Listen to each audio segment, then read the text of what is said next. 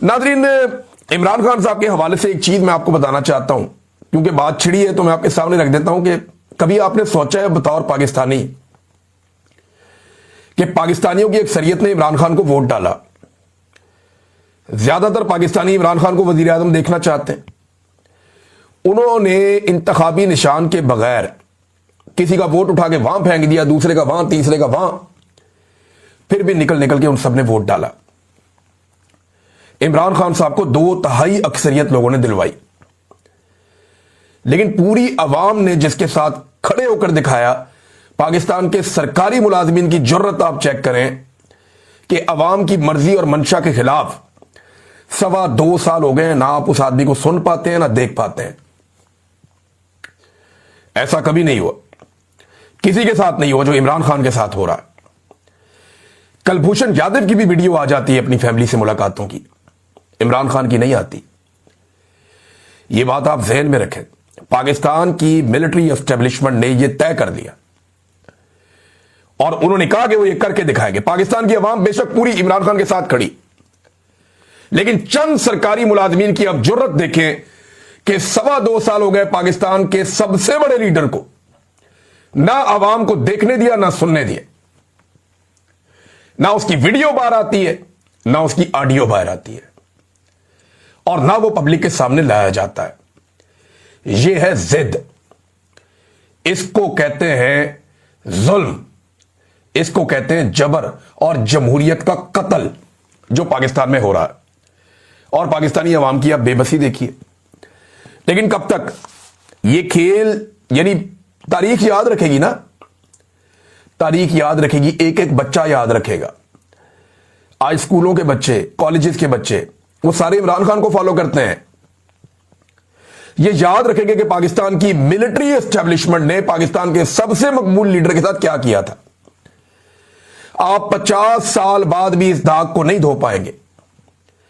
भुट्टो इमरान खान की निस्बत बहुत कम मकबूल आदमी था। आज तक आप वो जख्म चाट रहे हैं जो भुट्टो आपको दे गया है। सोचें अगर इमरान खान को कुछ हुआ तो तारीख में क्या लिखा जाएगा। लोग सिर्फ ये नहीं कहेंगे कि इस वक्त कौन आर्मी चीफ था और कौन डीजीआई सही था, नहीं, पूरे के पूरे निजाम के ऊपर दाग लगेगा। मिलिट्री एस्टेब्लिशमेंट जख्म चाटती रहेगी लंबे अरसे तक, अवाम माफ नहीं करेंगे। ये मैं आज वार्न कर रहा हूं और ये होगा, और जब जब ये होगा मैं याद दिलाऊंगा, मैंने पहले कहा था, क्योंकि मैंने आपको 3 साल पहले कहा था कि आपको पहली मर्तबा टक्कर के लोग मिले, बाद आ जाओ, ये हरकत ना करना। उससे भी 2 साल पहले मैंने कहा था 2020 में कि इमरान खान आपसे पूछेगा नहीं कि मुझे क्यों निकाला, वो आपको बताएगा कि मुझे क्यों निकाला। वो हैप्पी बर्थडे टू यू नहीं कहेगा, वो आपके गले पड़ जाएगा। ये तजर्बा मत कीजिएगा। 2020 में मैंने कहा था। आज 5 साल हो गए, उस बात को साबित हो रही है ना। तो मेरी बात लिख कर ले लें कि पाकिस्तान की नस्लें आपको माफ नहीं करेगी। जो आप पाकिस्तान के साथ कर रहे हैं, यह तारीख लिखी जा रही है, बल्कि लिखी जा चुकी है। अब पीछे क्या हटना इसमें। इमरान खान साहब बार बार एक बात करते थे कि ह्यूमन अपलिफ्ट, हमें इंसानों को तरक्की देनी है, हमें इंसानों को ऊपर लेकर आना है, बतौर मुआशरा सारे लोगों को आगे लेकर चलना है। जब कौम उठती है तो पूरा मुल्क उठ जाता है।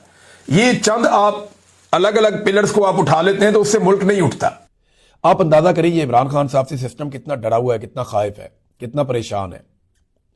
भाई अगर इस लेवल पे आप पहुंच गए हैं और आप इमरान खान का मुकाबला नहीं कर पा रहे, उसको आप डरा हुआ नहीं दिखा पा रहे, उसको आप सरेंडर नहीं करवा पा रहे, वो आपसे हार नहीं मान रहा, तो जाके उससे माफी मांग ले और जाके उससे सुलह कर ले और उसे बोले कोई रास्ता निकाल कर दे। सियासी आदमी है, वो आपको कोई ना कोई रास्ता निकाल कर दे भी देगा।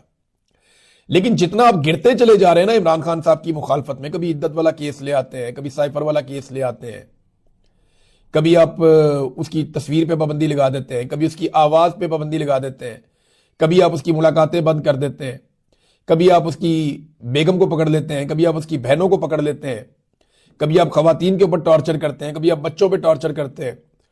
जगह जगह आप दरबदर हो रहे हैं, बाहर दुनिया में आप दरबदर हो रहे हैं। पाकिस्तान के अंदर यूनिवर्सिटियों के चक्कर लगा लगा के आप थक गए हैं, कोई आपकी बात सुनने के लिए तैयार ही नहीं है। हत्ता कि आपने यह भी सोच लिया कि 25 साल तक के तमाम लोगों से वोट का हक ही छीन लिया जाए। जब आप इस हालत में आ गए हैं तो अब आप एक ज़हनी मरीज बन चुके हैं। ये प्रैक्टिकली ज़हनी मर्ज है और क्या है। आप मुकाबला ही नहीं कर पाएंगे पाकिस्तानियों का। तो जाए जाके इमरान खान से माफी मांगे, उससे कहीं कोई रास्ता निकाल कर दे, उससे सुलह करे, वो आपको कोई ना कोई रास्ता निकाल कर दे देगा। वो पॉलिटिकल आदमी है। वफाकी वुज़रा भी फंस गए। देखिए ना, जो लोग दिन रात करते थे कि हम ऑपरेशन करेंगे, हम जरूर ऑपरेशन करेंगे, खैबर पख्तूनख्वा में मिलिट्री ऑपरेशन होगा, मिलिट्री ऑपरेशन हम जरूर करेंगे, कौन रोक सकता है, किसी का बाप भी नहीं रोक सकता। दिन रात इनकी तकब्बुर भरे जुमले ही खत्म नहीं हो रहे थे। इमरान खान साहब ने जेल से बैठकर कहा कि नहीं, मिलिट्री ऑपरेशन मसले का हल नहीं है। मसले का हल जरूर होगा, लेकिन मुशावरत के साथ होगा। बैठो, सारे स्टेक होल्डर्स से बातचीत करो और यह ड्रामा बंद करो। पाकिस्तानियों को मार मार के, कोलेटरल डैमेज कर करके आप कभी भी अमन नहीं ला पाएंगे। इमरान खान ने खुद बताया था, उसने सोल्यूशन कहा था, और अब ये सारे मिलिट्री ऑपरेशन से भाग रहे हैं। यानी पहले जो सारे बड़के मार रहे थे, कैदी नंबर 804 अकेला खड़ा था, उसने कहा जी मैं ऑपरेशन नहीं करने दूंगा। आज ये सारे ऑपरेशन से भाग रहे हैं। जनाब हम तो ऑपरेशन कर नहीं रहे थे, हमारा तो इरादा ही कोई नहीं ऑपरेशन करने का। चक्कर क्या हुआ? चक्कर ये हुआ कि इन्हें लगा था कि ये ऑपरेशन करेंगे, रोला रोला डालेंगे, वहां बंदूकों का, हेलीकॉप्टर्स का, रॉकेट लॉन्चर्स का, फायरिंग के ये मनाजिर आएंगे, बड़े जंगी किस्म का माहौल बना देंगे। जैसे इंडिया के साथ लड़ाई के बाद हमें पजीराई मिली थी, इस ऑपरेशन में हमें पजीराई मिल जाएगी। नहीं, ऐसा हुआ नहीं। इंडिया के साथ जो आपकी झड़प हुई, उसमें पाकिस्तानी कौम आपके साथ खड़ी हुई, वो जब भी होगी साथ ही खड़ी हो जाएगी। लेकिन जब आप पाकिस्तान के अंदर लड़ाई करेंगे, और एक ऐसी लड़ाई करेंगे जिसमें दहशतगर्दी आप खत्म करने के, ऐसा लगता है कि कोई नतीजा निकलना ही नहीं है। अगर निकलना होता तो 22 ऑपरेशंस बड़े हो गए और हजारों छोटे ऑपरेशंस आपने कर दिए हैं, इंटेलिजेंस बेस्ड ऑपरेशंस। अभी तक अमन नहीं आया, तो आगे गारंटी क्या है कि अमन आ जाएगा? असल सवाल यह है कि इन दहशतगर्दों को लेकर कौन आया, इनको बनाया किसने, इनको तरबियत किसने दी, इनको यह सारा कुछ सिखाया किसने, इनके हाथों में हथियार पकड़ाए किसने, और इन्हें वापस कौन लेकर आया, और वापस लाकर इनको बसाया किसने? देखिए, मुराद से ही चीख रहा था, मेरे आप वीलॉग्स उठाकर देख ले जुलाई और अगस्त 2022 के, उसमें मैं चिल्ला रहा हूं, बार बार हम ये कह रहे हैं कि खुदारा रोके इस सिलसिले को, दहशतगर्दों को मत ले आओ वापस।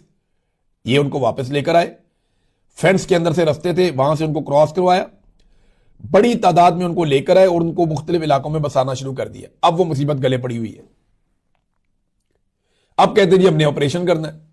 ऑपरेशन में नुकसान किसका होता है? आम सिपाही मारे जाते हैं, पुलिस वाले मारे जाते हैं, ऑपरेशन में आम सिविलियंस मारे जाते हैं, कुछ दहशतगर्द भी मारे जाते हैं। लेकिन मकामी लोगों का यह मानना है कि वसाइल पे कब्जे की लड़ाई है और कुछ भी नहीं है। इसमें नुकसान ज्यादा सबसे जो होता है वो मकामी लोगों का होता है। वफाकी वुज़रा ने प्रेस कॉन्फ्रेंस की, वजीर दिफा, वजीर इत्तलात, ये लोग बैठे हुए थे।